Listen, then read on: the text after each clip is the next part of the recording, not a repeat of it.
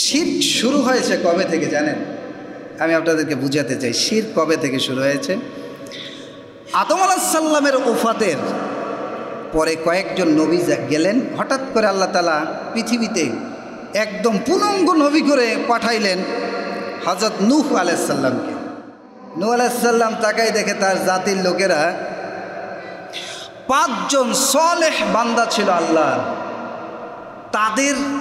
তারা যেখানে আসন গেড়ে বসতো, আল্লাহর ভালো বান্দা 5 জন আসন গেড়ে বসতো, অথবা যেখানে মজলিস করত, যেখানে বেশি সময় দিত লোকজন নিয়ে, ওই জায়গায় বড় বড় আসনাম তৈরি করছে, মূর্তি তৈরি করে রাখছে।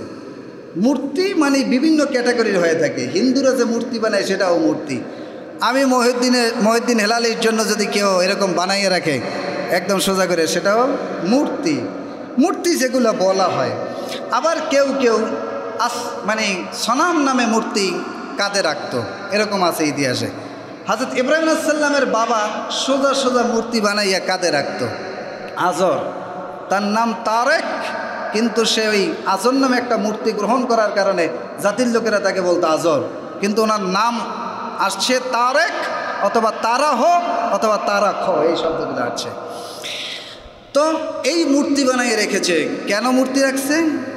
এটা হাদিসের ভাষা। ইবনে আব্বাস রাদিয়াল্লাহু তাআলা আনহুমা বলেন, আন ইবনে আব্বাস রাদিয়াল্লাহু তাআলা আনহুমা ক্বালা হাউলাই আসমাউ রিজাল সালিহিন মিন কওমিন নূহ ফালাম্মা হালাকু আওহা শাইতানু ইলা কওমিহিন আনসিবু ইলা মাজালিসিহুম আল্লাতী কানু ইয়াজলিসুনা ফিহা আনসাবা।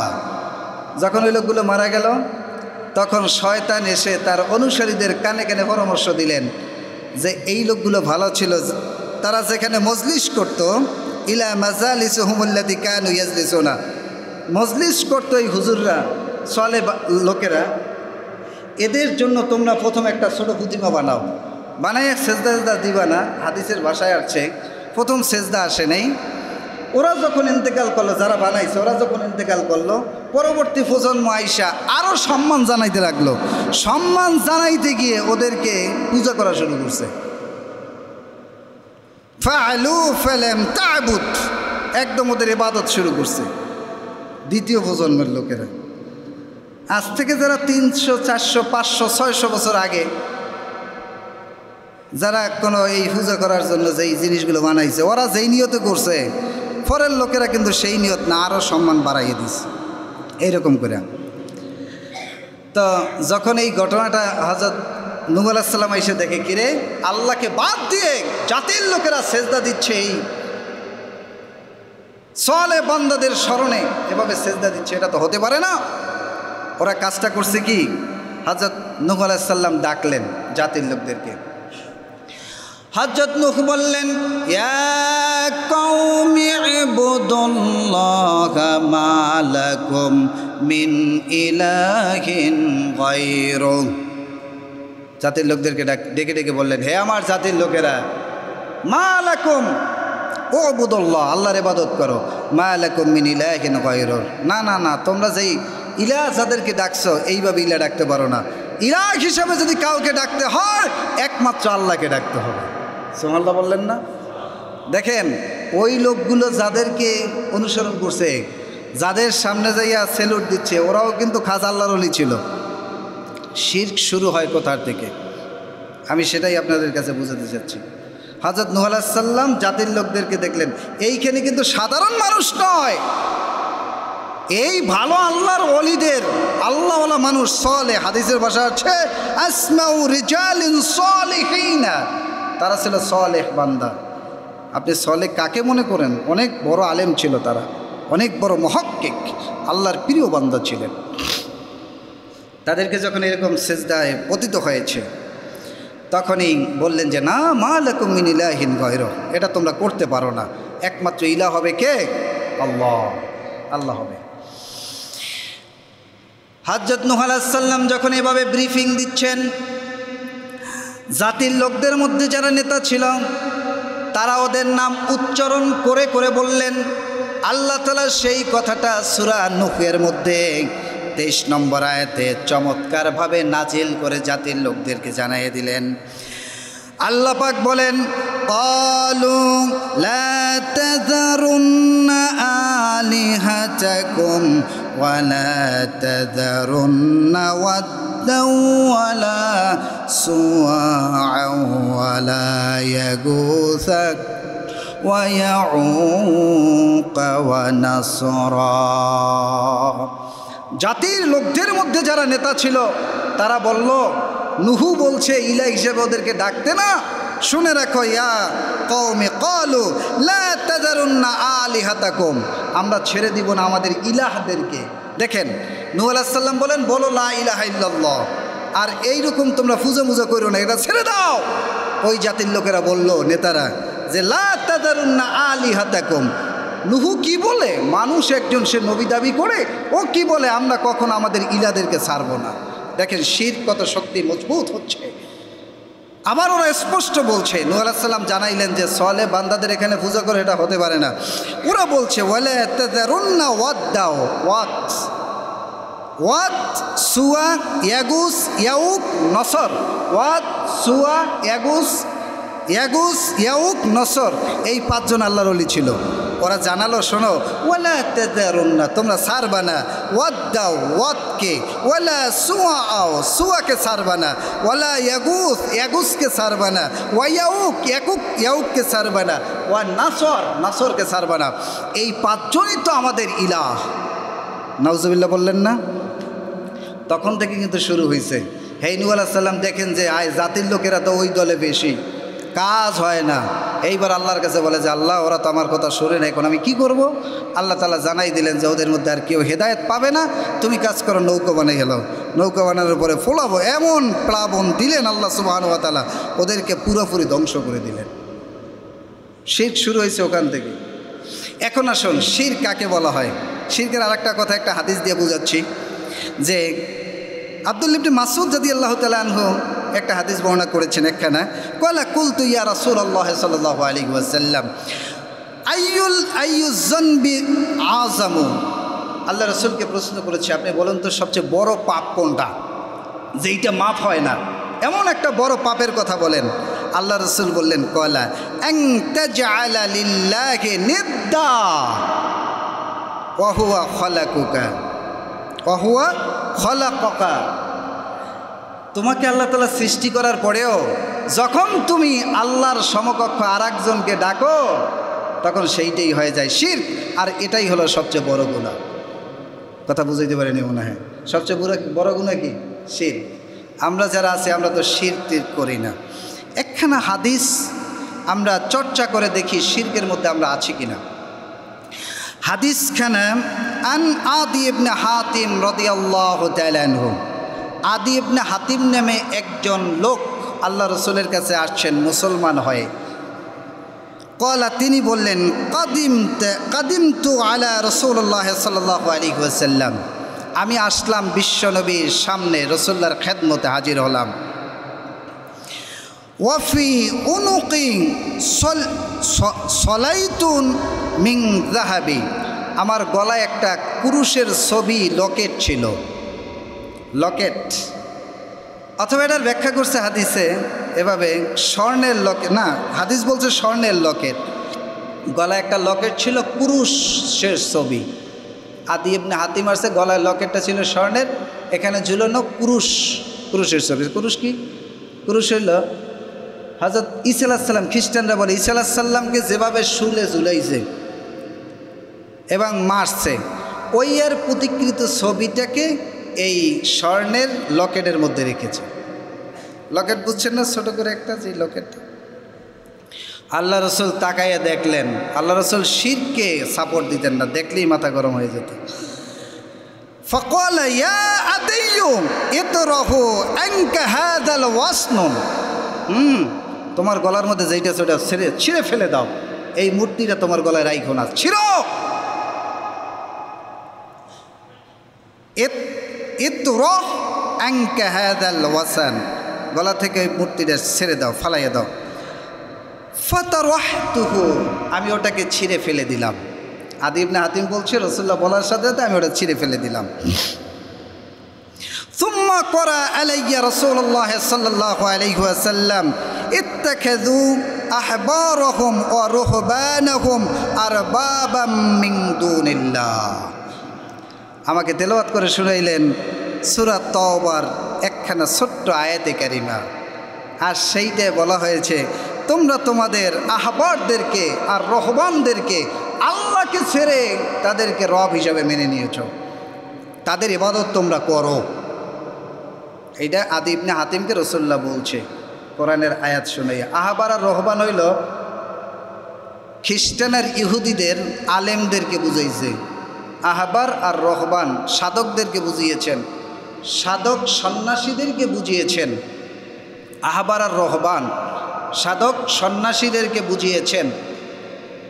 আর সেইটাকে আমাদের মধ্যে যারা কোরআন হাদিস ছাড়া সুফিবাদী বলে, সুফিবাদী কাজ করে, কোরআন হাদিস ছাড়া সুফিবাদী কাজ করে, মানুষকে ধোঁকা দিয়ে বোকা বানিয়ে পথ ভ্রষ্ট করে দেয়, তাদেরকে বুঝিয়েছে আধুনিক তাফসিরে।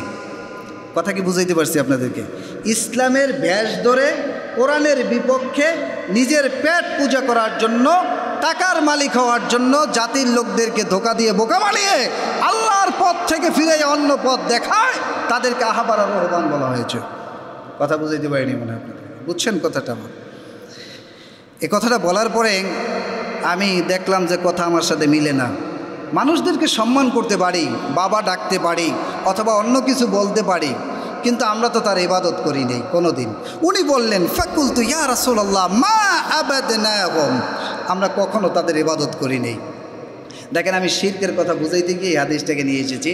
উনি বললেন যে না, আমাদের পূর্ব যেই সাধু সন্ন্যাসীরা ছিল, যারা আমাদের আলেম ছিল, তাদেরকে তো আমরা তাদের ইবাদত আমরা করতাম না। এই পরে কলা রাসূলুল্লাহ সাল্লাল্লাহু আলাইহি ওয়াসাল্লাম, আল্লাহ রাসূল বলেন আলাইসা ইউহাররিমুনা মা আহাল্লাল্লাহু ফাতুহাররিমুনাহু ওয়া ইউহাল্লুনা মা হাররামাল্লাহু ফাতুহিল্লুনাহু। বলছে তোমরা কি এই কাজটা করো না? তোমাদের ওই সাধু সন্ন্যাসীরা আল্লাহ যেটাকে হালাল করেছে সেইটাকে যদি তারা হারাম হিসাবে তোমাদের কাছে উপস্থাপন করে, তোমরাও তো সেইটাকে হারাম হিসাবে গ্রহণ করো। একবারও আল্লাহ কি বলছে এটার দিকে তাকাও নাই। আবার আল্লাহ যেটাকে হারাম করেছে ওরা যদি ওইটাকে হালাল হিসাবে উপস্থাপন করো, তোমরা ওটাকে গ্রহণ করো। আল্লাহর কিতাবে যা বলছে ওটার দিকে তোমরা তাকাও না। এরকম কাজকে তোমরা করো নাই? কথা বুঝাইতে পারিনি আপনারা, বুঝছেন কি? হালালটাকে, আল্লাহ যেটাকে হালাল করেছে ওইটাকে বাদ দিয়ে যদি এই যে আলেম ওলামা হারাম হিসাবে জাতির লোকদের কাছে উপস্থাপন করে, আর জাতির লোকেরা যদি ওইটাকেই গ্রহণ করে, আল্লাহর বিধানটাকে বাদ দিয়ে সেটাকেই তাদেরকে ইবাদত করা হয়, এই প্রশ্নটাই মূলত আদি ইবনে হাতিমকে রাসূলুল্লাহ বলেছেন যে তোমরা কি কাজ করো নাই? তোমরা তো ধর্মগ্রন্থ বাদ দিয়ে ওই যে তোমাদের সাধু সন্ন্যাসী আহবার আর রহবান যারা ছিল, তারা যা বলতো আল্লাহর হালালটাকে ওরা হারাম বলছে, তোমরা গ্রহণ করছো হারাম হিসেবে। আল্লাহ হারামটাকে ওরা হালাল বলছে, তোমরা হালাল হিসেবে গ্রহণ করছো। তোমরা কি এটা করো নাই? সাথে সাথে ওরা বলছে, উনি বললেন যে কুলতু বালা, হ্যাঁ আমরা এটা করেছি। আল্লাহ রাসূল বলছেন ফাতিলকা ইবাদাতুহুম, এটাই তাদের ইবাদত হয়ে যায়। আর হাযা শিরকুল আযীম, এটাই বড় ধরনের শিরক হয়। কথা কি আমি বুঝাইতে পারছি আপনাকে? এখন আমরা যদি এই মুহূর্তে, আমি আপনাদের সামনে, আমি আমার গবেষণা থেকে বের করে এসেছে, আপনি যদি কোরআন গবেষণা করেন, কোরআনের শিরকের আয়াতগুলো যদি এক পাশে নিয়ে আসেন, এইবার যদি ঠান্ডা মস্তিষ্কে আস্তে আস্তে করে আয়াতগুলো আপনি দেখেন, আমি আমার মতো করে যেটা আমি পেয়েছি এবং মুফাসসিরদের সাথে মানে এক করে যা দেখেছি, আমরা মূলত শিরকের ব্যাপারে যদি কোনো পীর অলি ভণ্ড পীরদের ব্যাপারে কথা বলি, তাইলে আমরা স্লোগান দিয়ে যাই। কিন্তু আমরা ব্যক্তিগতভাবে, আমি দেখেছি যেটা ব্যক্তিগতভাবে আমরা অনেকেই শিরকের মধ্যে নিমজ্জিত। দেখেন, আমি একটা কথা বলি, বিচারালয় জিনা করলে কি ধরনের বিচার হবে আল্লাহ নিজে আইনদাতা হিসাবে বিধান দিয়ে দিলেন। জিনা করলে এই বিচার হবে, সুদ খাইলে এই বিচার হবে, ঘুষ খাইলে এই বিচার হবে, সম্পদ লুণ্ঠন করলে এই ধরনের বিচার হবে। এই বিচার কেমনে হবে? এই আইনটা তো মূলত তৈরি করেছেন আল্লাহ। সেম একই অবস্থায় আমি যেই বিচারালয়ে গেছি, আমি জানি যে এই বিচারটা হবে আল্লাহর আইনের বাহিরে, এবং এই বিচারের যত বিধান আছে সেই বিধানগুলো মানুষ তৈরি করছে। যেটা করলে এই বিচার হবে, আল্লাহর আইন যেটা বলছে সেটা অনুযায়ী না। বেবিচার করলে এই বিচার হবে, আল্লাহর আইন যেভাবে বলছে সেইভাবে না। চুরি করলে এই বিচার হবে, আল্লাহর আইন যেভাবে বলছে সেইভাবে না। আমি জেনে শুনে ওর বিচারটাকে প্রাধান্য দেওয়ার জন্য তার আদালতের শরণাপন্ন হলাম। তাফসীর মুফাসসির বলেছে এটাও সবচেয়ে বড় ধরনের একটা শিরক। কথা বুঝাইতে পারিনি মনে আপনাকে? আমি যদি ভণ্ডপীরের কথা বলি এখানে স্লোগান উঠে যাবে, কিন্তু আমি নিজেই তো শিরকের মধ্যে নিমজ্জিত। বিচারালয়ের প্রত্যেকটা ক্ষেত্রে আমরা শিরক করছি। যারা কোরআন অনুযায়ী বিচার করে না তারা জালিম, যারা কোরআন অনুযায়ী বিচার করে না তারা ফাসিক, যারা কোরআন অনুযায়ী বিচার করে না তারা কাফির। কথা বলছেন আল্লাহ। তাইলে এই বিচারের ক্ষেত্রেটাও আমরা কিন্তু শিরকে নিমজ্জিত হয়ে আছি। তারপরে ইবাদতের ক্ষেত্রটা আপনি দেখেন, কোরআনকে ফাইন্ড আউট করে আমরা অনেকেই ইবাদতে করতে পারছি না। আমরা ছেড়ে দিয়েছি কোরআন কীভাবে, টাইম হয়ে গেছে, কোরআন কীভাবে ইবাদত চাচ্ছে আমরা সেইভাবে করতে পারতেছি না। আমরা ইবাদতটা মূলত কোন অনুযায়ী করছি? একদম আপনি বুকে হাত দিয়ে দেখবেন, আপনি নিজে কোরআন না বুঝে যিনি যেভাবে ইসলামের কথা বলছে আমরা কিন্তু সেইভাবে গ্রহণ করছি। গোটা বাংলাদেশে প্রায় 18,000 রাহাবার আছে, মানে 18,000 আহবার আহম আর রহবান আহম জাতির মানে রাহাবার আছে 18,000 গোটা বাংলাদেশে, যারা উল্লেখযোগ্য ইসলামিক নেতা। তারা যেভাবে ইসলাম উপস্থাপন করে তাদের অনুসারীরা সেইভাবে ইসলামটাকে গ্রহণ করে এবং সেই অনুযায়ী চলছে। আল্লাহ রসুল বলছে, আদি ইবনে হাতিম তোমরা কি সেইভাবে করো না? উনি বলছেন বালা, হ্যাঁ করছি। আল্লাহ রসুল বলছেন যে এটাই তাদের ইবাদত হয়ে যায়, এটাই শিরক হয়ে যায়, এটাই শিরক। উনি বললেন যে সরি, আমার ভুল হয়েছে, আজকে থেকে আর এটা করবো না। উনি মস্তক নত করে কালিমা পড়ে নিলেন। তাহলে আমাদেরকে এই পথ ভ্রষ্টতার লাইন কারা দেখাচ্ছে? কোরআনের বাহিরে যারাই আমাদেরকে আহ্বান করছে তারাই আমাদেরকে সেই পথগুলো দেখাচ্ছে। এটাকে আমরা মেনে নিতে পারবো না কখনোই। সেক্ষেত্রে আমি আপনাদেরকে আহ্বান করব, কম হলেও, অত্যন্ত মূল্যহীন হলেও, মূল্যবান কথা কিন্তু জাতির কাছে মূল্যহীন, আমাদের কোরআনটা বোঝার চেষ্টা করি, আমাদের বিধানগুলো বোঝার চেষ্টা করি, আমাদের আইনগুলো বোঝার চেষ্টা করি। চিকিৎসা ক্ষেত্রে কোরআন কিভাবে কাজ করছে, বিজ্ঞান ক্ষেত্রে কোরআন কিভাবে কাজ করছে, রাষ্ট্র পরিচালনায় কোরআন কিভাবে কাজ করছে, আমার পরিবার পরিচালনায় কোরআন কিভাবে কাজ করছে। শুনুন, আমাদের একমাত্র প্রিয়জন হলো আল্লাহ, এছাড়া কেউ প্রিয়জন না। একটা মেয়েকে চিনতাম না, বিবাহ করাই দিছে, কয়েকদিন চললাম, শারীরিক সম্পর্ক হলো, সে আমার জান হয়ে গেল। আমি তাকে নাম না ধরে আমি জান বলে ডাকি, আমি তাকে অক্সিজেন বলে ডাকি। কয়েকদিন পরে আমি যখন ইন্তেকাল করলাম, ইন্তেকাল করার পরে যদি তার বয়স থাকে, ইয়াং থাকে, কিছুদিন কান্নাকাটি করলো, তার বাবা চলে আসলো, মার এখানে থাকা যায় না। এরপর তাকে নিয়ে কিছুদিন কষ্ট করলো, সে কান্নাকাটি করলো, আর এক জায়গায় বিবাহ দিয়ে দিল। কয়েকদিন পর ওই মেয়ে এসে বলল, বাবা ভালো কাজ করেছো, আগে স্বামীর চেয়ে তো আমার এই স্বামীটা আরও ভালো, আরও ভালো। দুনিয়ার কোনো মানুষ আপন নয়, আপন সে একমাত্র সৃষ্টিকর্তা আল্লাহ সুবহানাহু ওয়া তাআলা। এই কথা ঠিক কিনা বলেন? আল্লাহ তাআলা আমাদেরকে পূর্ণ হেদায়েত নসিব করুক। আল্লাহ আমাদেরকে তাকওয়ার সাথে জীবন যাপন করার তৌফিক দান করুক। যতদিন জীবন যাপন করব আল্লাহ